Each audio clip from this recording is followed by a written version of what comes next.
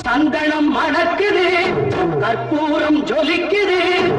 சந்தனம் மணக்குது கற்பூரம் ஜொலிக்குது கந்தகிரி கோவில் வந்தால் நன்மையெல்லாம் நடக்குது நித்தமும் பாலிலே நீராட்டுவோம் பச்சை நிறத்திலே பட்டாடை நாம் கட்டுவோம்